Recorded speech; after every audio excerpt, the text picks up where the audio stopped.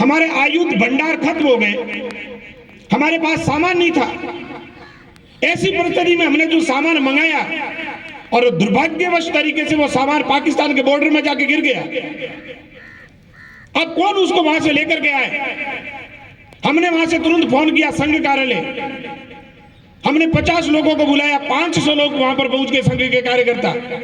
और जैसे ही वहां पहुंचे तो हमने 50 जनों का चयन किया, उनको छोटी मोटी ट्रेनिंग दी और वो संघ के कार्यकर्ता कोहनी के बल पर रेंगते हुए 2-3 किलोमीटर पाकिस्तान के बॉर्डर के अंदर चले गए। पाकिस्तानी सेना के सिपाहियों ने गोलियां चलाई। उन 50 में से 15-20 संघ के कार्यकर्ता है, मां भारती के लिए अपना जीवन को न्यौछावर कर दिया। शेष बचे हुए कार्यकर्ताओं ने अपना सामान वहां से उठाया और सामान ला करके सुरक्षित जो भारत में और हमारे हाथों में दिया। हमने पूछा कि बाकी वाले आपके साथी कहां गए? तो उन्होंने कहा वे तो मां भारती के लिए शहीद हो गए।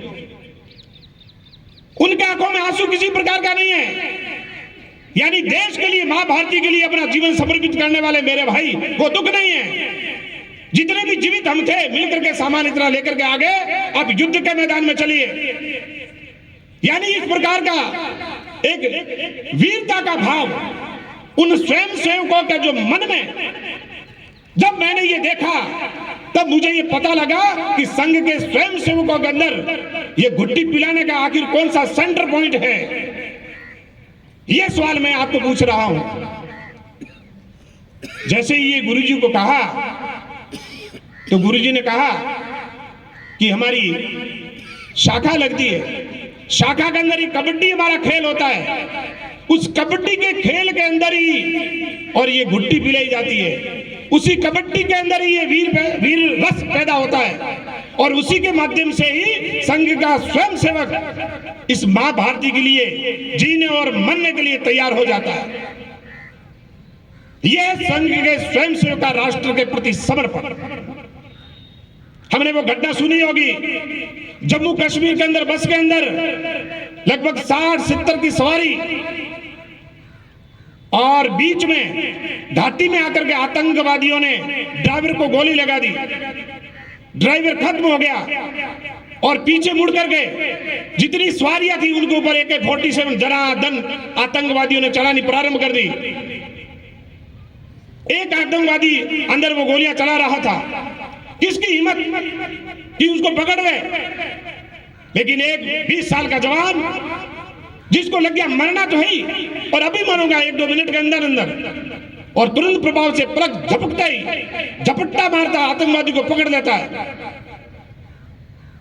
अधिकतर थे वो सीट के नीचे दब गए थे सवारियां, ये उसको आतंकवादी को पकड़ करके और मुख्य गेट से वो नीचे गिर जाता है।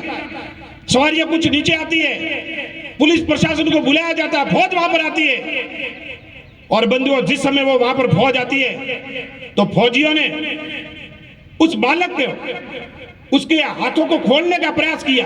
इतना उन्होंने टाइट पकड़ दिया आतंकवादी को तो 2-3 जनों ने मिलकर एक अंगुली को हटाया और जब पैर थे वो ऊपर डाल दिया आतंकवादी के, तो मुश्किल से पैर को उन्होंने खुलवाया और आतंकवादी को पकड़ करके अगली कार्रवाई करनी थी वो कर ली। लेकिन दूसरे दिन पत्रकारों ने पूछा कि आपके ही कारण 50-60 ऐसे भारतीयों की जिंदगी बच गई, हमारे भाई बहनों को आपने बचाया। इतना ये अदम्य साहस, ये वीरता, कष्ट के अंदर भी अपने आप को न्यौछावर करने का भाव आपने सीखा कहां से? तो 20 साल का वो जवान क्या कहता है कि मेरे घर के ठीक पास में राष्ट्रीय स्वयं सेवक संघ की शाखा लगती है। उस शाखा के अंदर भिन्न भिन्न प्रकार के खेल होते हैं। उन खेल के माध्यमों से मेरे अंदर जो शक्ति आई, उसी शक्ति का परिणाम रहा कि इतने लोगों की मैं जिंदगी बचा पाया। ये एक अदम्य साथ है, एक शक्ति है।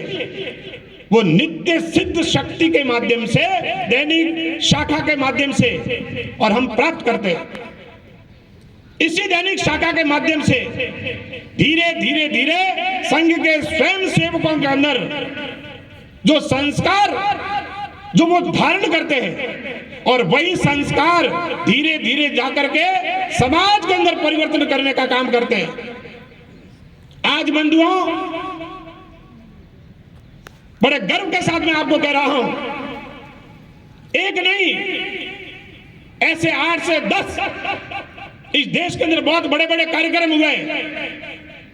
भले भगवान श्री राम जी के मंदिर के लिए, राम नीति के लिए, संग्रह के लिए घर घर गए, राम सेतु के लिए आंदोलन करना पड़ा, साइन बोर्ड के लिए आंदोलन करना पड़ा। जितने भी प्रकार के हमने आंदोलन किए, या जितने भी प्रकार के राष्ट्र के लिए जो काम करना, संस्कृति को बचाने के लिए जो काम करना पड़ा, हमने जब कार्य प्रारंभ किया